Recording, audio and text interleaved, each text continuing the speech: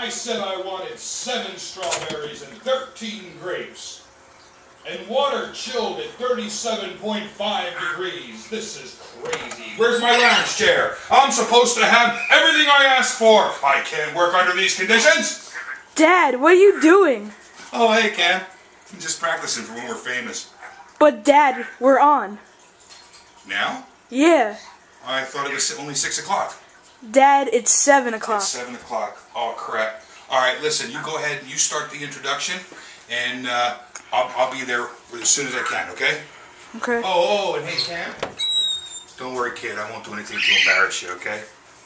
Live from Jamesburg. Yeah, I think that's too late. It's Larsenal TV. Live from Jamesburg, New Jersey. It's Larsenal TV. Starring Cameron Larson and Darren Larson, with the music stylings of Kevin MacLeod. On tonight's show, Pop's Culture, the cartoons of Gregory Scott Norris, and tonight's special guest, Scott Schwartz. And now, your host, Darren Larson. And that would be me. Welcome to our live show, Larsenal TV. This may be the only live show we do, folks, because this has been nerve-wracking. We're down here in our basement. Please stop, everybody, stop. Oh, you're too kind. You'll see me look at this camera, because I know that this is the live camera, but if I look up here, it's because Cameron's right over there. We actually have 3 cameras in here right now. So this is the main camera. Cam, switch to the overhead cam. And you'll see our overhead cam come on. Is that the overhead cam? Is it on? And go to the cam. I call it the cam. It's the camera the camera's on. All right. And there he is. And we'll have another, probably have another camera over here for display purposes. But I think from now on, everything's going to be pre-taped because this live stuff is just too nerve-wracking. You know, Cam, this audience, much better than the audience we had in rehearsal, don't you think? Much better. Thank you. You know what? It's pretty cold out, too. This basement is cold. Try doing it with no pants on. That's what I'm saying. All right. So if you hear noises, we're in the basement. If you hear any noises, things falling, the rain coming down, if we stand up on the chairs, it's because we're being flooded. But we'll get through this. Why don't we put up the phones? We're going to play a game called Pop's Culture. What Pop's Culture is a little game. I'm going to give Cameron some 70s and 80s phrases or advertising slogans, and he's going to try to guess what it is. But if he can't get it, the phone lines are open and we'll take phone calls. So you should see the number. Is the number down here? Okay. So that's the number. And remember, we're not Howard Stern. Okay. This is a family show, and I have a 13-year-old, so please keep it clean, Leslie. Okay. All right, so tonight is going to be a food-related theme, okay? First one, Cam. You ready? Where's the beef? Do you know that one? Where's the beef? Little old ladies. Had to be in the 80s, I'm thinking, mid-80s.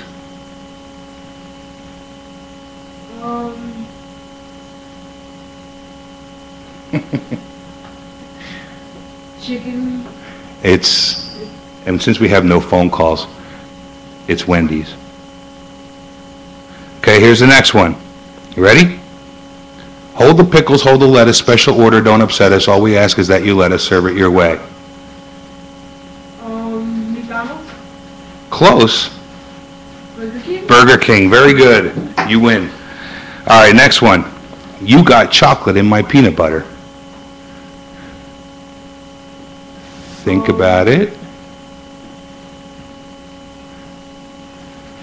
Chocolate and peanut butter. Oh, Reese's Pieces. Reese's Peanut Butter Cups. Give yourself a round of applause there. All right. Very good. Ready for this one? 2 all-beef patty, special sauce, lettuce, cheese, pickles, onions on a sesame seed bun. Big Mac. Big Mac, McDonald's. Very good. And Grandma. close the phone line because nobody's calling anyway. We don't have many listeners right now. Okay, and the final one. This came from Kevin, your brother Kevin in Florida. Time to make the donuts. You got to know this one. Dunkin' Donuts. Dunkin' Donuts, very good. All right, we're going to move along. This is why we're going to pre-tape these from now on. But we have a great show coming up. We have the cartoons of Gregory Scott Norris, great cartoonist. You've seen the cartoons, Cam. And our special guest, Scott Schwartz. So we'll be back right after this. Can someone give me some pants? We're going to go to that.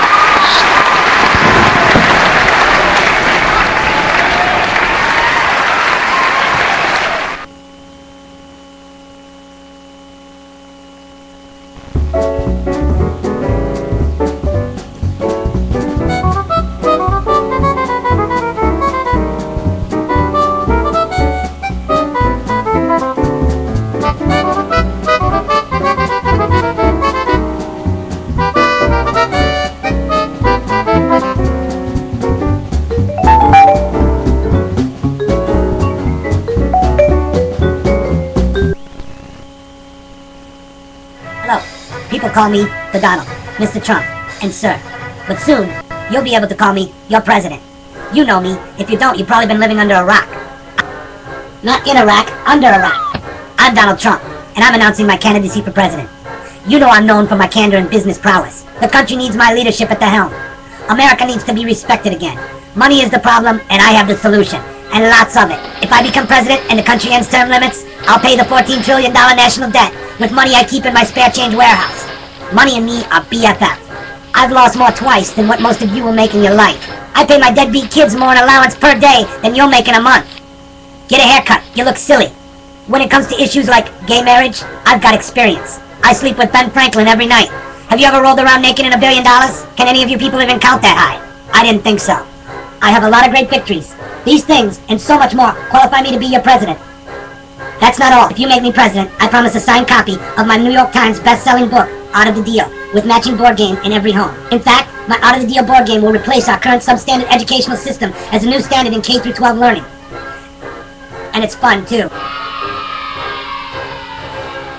Congress will report to me in a weekly reality TV show that will become a phenomenal success, watched by millions and 120 countries abroad, translated into 13 languages.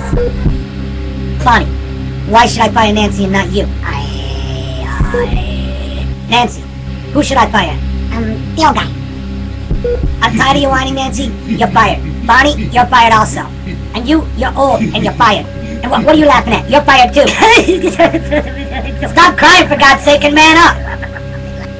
To generate enormous amounts of cash revenue, I will also combine C-SPAN with HBO boxing. Lawmakers can defend their policies with 12 rounds of no knockdown rule pay-per-view boxing. Let's get ready to debate. I have a detailed graph that shows we need to curb spending. It's an earmark!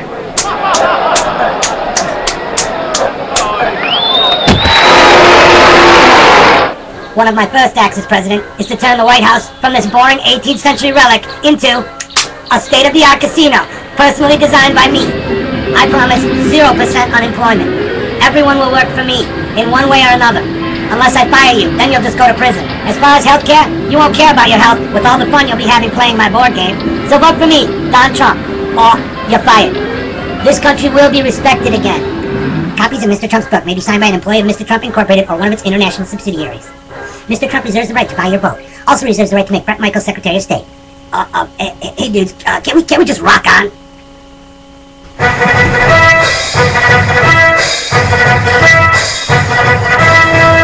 So, you on Facebook? Welcome back, everybody, to our first live broadcast of Arsenal TV. Our guest tonight is a Hollywood star that you may remember from The Toy and, of course, the Christmas classic, A Christmas Story, my friend Scott Schwartz. He's with us on the phone, has agreed to do an interview, and we're grateful and thankful for him for doing that for us. Is he on the phone right now?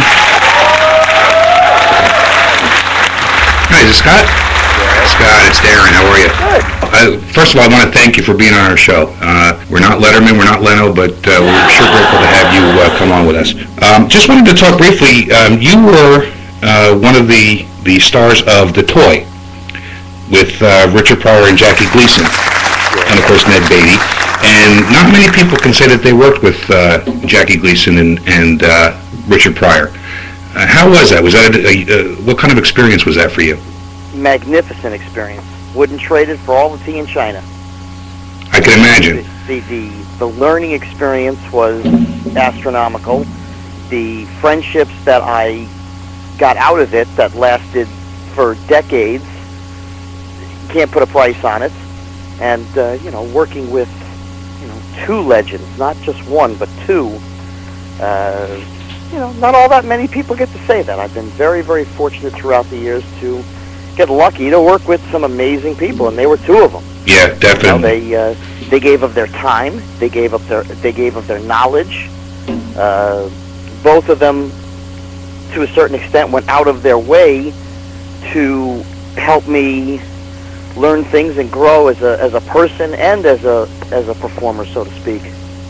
Well, I got to tell you, I mentioned to my dad that I was going to be talking to you about that movie, and he said, "I know that movie well. That's my favorite movie." So you have one big fan in my dad. It's very strange because times change and people change, and it's not as well received today as it was back then. The political correctness and incorrectness and all that kind of stuff. But people still know it. Yep. Normally when you get combos of people that are of iconic stature, that seems to happen, that they always seem to remember it. Mm-hmm. And you were only, 13, 14 years old at the time? Exactly. Yeah, that's pretty incredible. Pretty incredible. Well, another classic that you made was A Christmas Story in '83. Did you know when you were making that movie that it was going to be the big success that it is? No, none of us knew anything. I mean, right all the way up to the studio, they had no idea what they had. Mm-hmm. All they knew was basically they were being blackmailed into making this film. And that's really what happened. And it was a pretty low-budget film. It was actually a $5 million film, and MGM put up $4 million, and Bob Clark, the director, put up his own money, $1 million of his own money, to help make sure it got done. Wow. Because MGM wouldn't give him $5 million. He had done Porky's the year before, 2 years before, mm-hmm. and they wanted him to do Porky's 2, and he said, absolutely, no problem, right after I do Christmas Story. And they wanted to have nothing to do with it. Wow. All they wanted was Porky's 2, that's all they kept. Mm-hmm. He said, absolutely, right after I do A Christmas Story, because it's my movie. Right. So basically... It was a good investment on his part. They made him sign a two-picture deal. He would do Christmas Story and then Porky's. Okay. And that's how it got done. And he gets something on the back end for the investment, too, I'm sure. Oh, sure, he had ownership, of course. That's a good deal. The next movie that you made was where you met your friend Corey Haim. It was A Time to Live, and it was based on a true story about a boy who had muscular dystrophy and what his mom and the family went through. When you met Corey, was that an instant friendship, or did it evolve over time? Oh, no, we were buddies right away. I mean, you got two kids. I mean, it's, two East Coast kids. He was from Toronto, I was from New Jersey. Mm-hmm. And the two of us got along like, peanut butter and jelly. Yeah. Well, for what I've read, you two were very close. Mm-hmm. And when he passed away, the family had asked you to sell some of his personal effects on eBay, because at that point, like with a lot of the child actors, they've exhausted their usefulness, I guess, in Hollywood, and it becomes a difficult road. And I guess at that point, they needed the money for the funeral, and so you would agree to do that for them.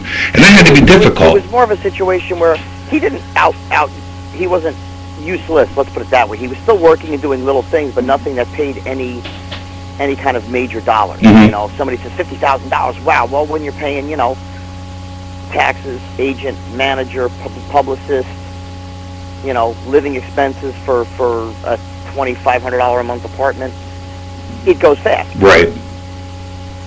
That had to be difficult for you, though, on an emotional level as well. Oh, well, you know, I mean, it sort of happened. I went over to the apartment the day right after it happened, and they had no money for the funeral, and they were taking his belongings. They were going to donate him to the mission, and I said, wait a second, you know, this is what I do, Mm-hmm. you know, and I think it's a way to put a little money into the fund for, you know, the funeral. Right. And, okay. And that was pretty much how it happened. Mm-hmm. When you and I have talked a little bit about you know, our feelings on the after his passing, and you know how I feel about, you know, the Academy not recognizing him at the Academy Awards, and It's just shameful. Really just comes down to shameful. You know, he didn't do one movie or two movies. You know, he did over 40 films. mm-hmm.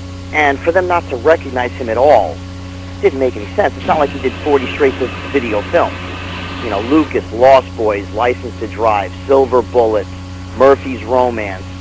I mean, these were not just one shot, forget him, and you never see him again. Right, and he was the top teen idol, I guess, in the 80s at one point.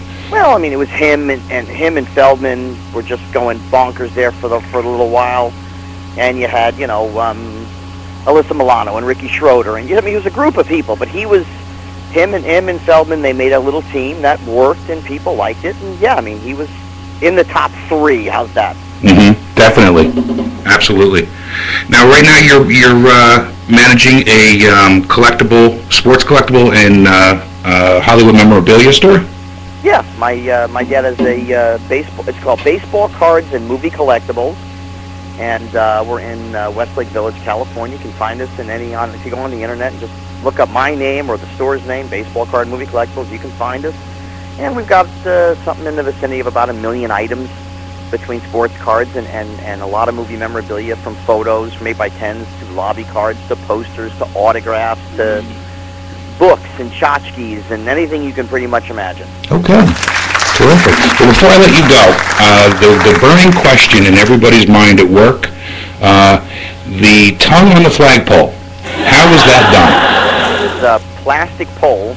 There was a real pole in the ground, and they put a piece of plastic over it and painted it to look like it was real, and they put a little hole in it about the size of your pinky fingernail. I mean, it was a very, very tiny small little hole, and they ran like a vacuum tube up the inside of the pole, and they just connected it with a little motor that they had buried in the snow, and they turned it on. And if you think of a vacuum cleaner, if you take your hand and just put it, you know, on the tube, it stuck, and it was the same thing. Okay, That's not to say it wasn't cold. It was 25 degrees below wind chill.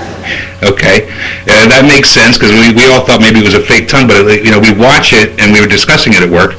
We all watch it, and we think, okay, it's moving like a real tongue. It's got to be a real tongue. So that's how it was done. It was mine. You know, there's basically 2 famous tongues in the world. There's Gene Simmons and me. Very good. Well, Scott, listen, I appreciate you taking the time to be on our little show, and we'll be in touch. Next time you're out this way, give me a call, and we'll get together for a beer out in Raritan somewhere. You got it. All right, my friend. Thank you. Okay. All right. Bye. And we'll be back.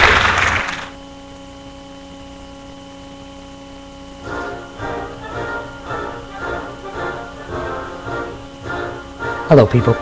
Today, I come not as your president, but as a new candidate for president. That's right, I'm running again. But this time, I'm running as a Republican. Screw the left. Bill Maher's an idiot anyway. And so is that fat clown, Michael Moore. How can I be a Republican, you say? Do people really know who I am? Am I black? Am I white? Am I Muslim or Christian? Where am I from? Do I smoke? Don't I? See what I'm getting at? I'm good at hiding who I really am. Anyway, let me be clear. The skeletons in my closet all have first names. I've went through more flip-flops than Matthew McConaughey this year. There's only one guy that can fix Obamacare, and that's me. Hell, it even has my name already in it, so we're halfway there. Let me be clear, my resume is extensive. infinite detentions, Gitmo, warrantless wiretaps, Patriot Act extensions, military commissions, big pharmaca deal, gay marriage stance, tech breaks for the rich, tomahawks in Libya, simultaneously fighting 3 wars, 4 if you count the border. We even sold guns to the Mexicans. Hell, you'd think it's Bush's 3rd term. One thing I'm gonna need is money, and Republicans have lots of it. I've spent a lot of money, and the bill is coming. I've always said I was green. Let me prove it. The first 4 years were about change. Now it's about dollars. Make sense? So when you go to the polls, write me in as your Republican nomination. Hell, I'll even change my name back to Barry again. As a show of good faith, for the first time publicly, I'm displaying my birth certificate here. There. That should clear things up. So vote for Barry as your 2012 Republican nominee. Let's turn dollars into change. Only Barry can beat Obama.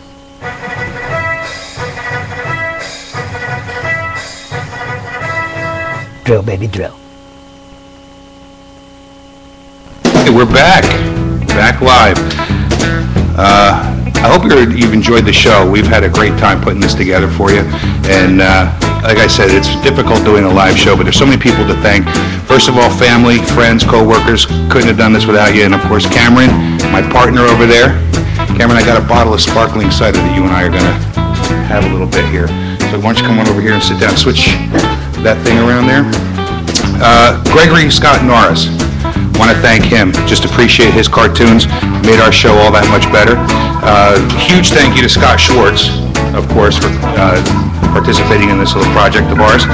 And a special thank you to Rich Halke. Rich, you have no idea. Your words of encouragement mean so much, and there's a special place in heaven for people like you, and I appreciate everything you've done. Our next show is April 30th, and we're going to have more cartoons by Gregory Scott Norris. And we're also going to have Caroline Dowd Higgins, who has written a book called This Is Not the Career I Ordered. And she's also an accomplished opera singer, so that should be a great show. We have other shows coming up, other guests coming up in more shows, which we'll announce later on. And I also have the lost tape of my interview with Henny Youngman. It's a short tape, short interview, but it's something that I'll cherish, and we'll have fun showing you that. If you're involved in any kind of community organization or any kind of an event that you want us to come and we'll tape our show there, we'll do that and we'll put it all together. That'll be a fun thing to do. Or if you have a guest idea or want to be a guest, email us at guest@larsenal.tv. And if you'd like a written transcript of the show, send us $19.95 and we'll send you a pen and a piece of paper and you can write it all down. Right? Okay. And we want to leave you with one final thought, and that is that we can't always build the future for our youth, but we can build our youth for the future. So we're going to leave you with that, and thank you all so much for being with us tonight, and have a great evening.